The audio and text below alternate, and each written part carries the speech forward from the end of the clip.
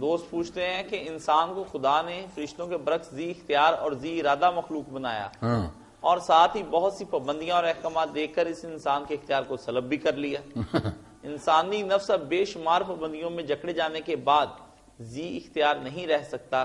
اس فلسفے پر برائے کرم روشنی ڈالیے۔ بچہ دے گیا یہ پرچی کہ فرشتوں کو اختیار نہیں دیا، انسان کو دیا مگر چھین بھی لیا، پھر پابندیاں لگا دی، یہ کر یہ نہ کر۔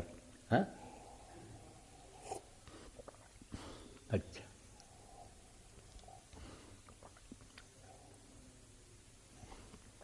یہاں ایک بات تو پہلے آپ سب سنیں جو سب لوگوں کے الٹ ہے کہ فرشتے ذی اختیار مخلوق ہیں۔ فرشتوں کو جو کہتے ہیں نا مختار نہیں، بالکل غلط بات ہے۔ فرشتے جن اور انسانوں کی طرح مختار ہیں، وہ نیکی بھی کر سکتے ہیں، بدی بھی کر سکتے ہیں۔ ایک تو یہ پلے معنی بات، اگر اختیار نہ ہوتا تو جو اللہ کہتا ہم نے انہیں سجدے کا حکم دیا، فسجدت الملائکۃ کلھم اجمعون، سب کے سب فرشتوں نے اکٹھا سجدہ کیا۔ یہ تعریف کرنے کا کیا تو اگر وہ بے بس ہیں انہیں کرنا ہی تھا تو یہ تعریف کا کیا فائدہ؟ نہیں، تعریف کی کہ شاباش ہے، وہ اول نمبر آئے کہ سب نے سجدہ کیا، کلھم، سب کے سب، اور یہ بھی کہ اکٹھا، آگے پیچھے بھی نہیں کہ کچھ نے پہلے کر دیا کچھ نے بعد میں دیکھ کر کیا، ایسا بھی نہیں، سب یکدم سجدے میں گئے، اول نمبر۔ دوسری پارٹی فیل، شیطان اور اس کے ساتھی انکار کر دیا۔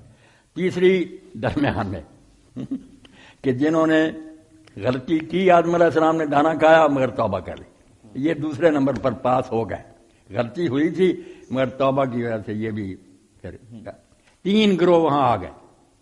فرشتے اول نمبر، پہلے ہی حکم مانا، آدم دوسرے نمبر پر کہ غلطی کی توبہ کر لی، شیطان اور اس کے چیلے مردود کہ غلطی کی اور ڈٹ گئے کہ نہیں توبہ کر۔ تو فرشتے با اختیار ہیں، بالکل ان میں یہ نہیں کہ اختیار نہیں، سب کچھ اختیار ہے، مگر یہ ان کی نیکی ہے، لا یعصون اللہ ما امر۔ پڑھے لکھے لوگ کہ تعریف کیوں اللہ کر، اگر وہ کر ہی نہیں سکتے کہ وہ اللہ کے حکم کی نافرمانی نہیں کرتے، وَيَفْعَلُونَ مَا يُؤْمَرُونَ، جو حکم دیا جاتا وہ کرتے، شاباش، بہت اعلیٰ، عباد مکرم، نیک بندے۔ تو یہ فرشتوں کو گرائے نا کہ اختیار کوئی نہیں، یہ مشینیں نہیں، وہ بالکل اختیار ہے مگر وہ حکم مانتے، نیک۔ جو کہتے ہیں کہ انسان کو اختیار دیا چھین لیا، وہ چھین نہیں لیا، پابندیاں ہی تو نشانی ہے اختیار کی۔ اختیار جو ہوتا تو پابندی اس پر لگتی، جو پہلے بے بس ہو اس پر پابندی کیا لگنی؟ میں کہتا کاش جھوٹ نہ بولنا، تو جھوٹ بول سکتا ہے نا، تبھی کہتا اگر تو بول ہی سکتا تجھے پابندیاں خود دلیل ہیں کہ انسان با اختیار ہے، مگر اس کو بتایا جاتا کہ یہ کام کرنے ہیں یہ کام نہیں، آپشن ہے نا اس کے پاس، دونوں کر سکتا تو اچھی بات، پھر بات خدا بتاتا کہ یہ فائدے کے کام کرو۔ تو یہ خود جبر جو ہے نا، جبر کیا کہنا، یہ پابندیاں اختیار کی علامت، یہ مختار ہے۔ جو مخلوق بے بس ہیں ان کے لیے کوئی شریعت نہیں ہوتی، ان کو کیا کہنا کہ یہ کرو نہ کرو، وہ تو درخت ہیں، دریا پار سورج چاند جکڑے ہوئے چل رہے ہیں، ادھر ادھر ہو ہی نہیں سکتے۔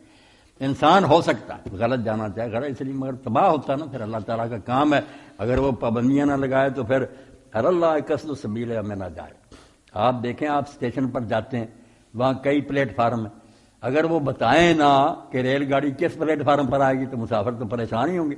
اللہ تعالیٰ اگر راستہ نہ بتائے میں نہ جائے، جبکہ راستے ٹیڑھے بھی موجود ہیں، تو صحیح راستہ وہ نہ بتائے، پھر یہ بھی ٹیڑھا یہ بھی یہ ہے صحیح۔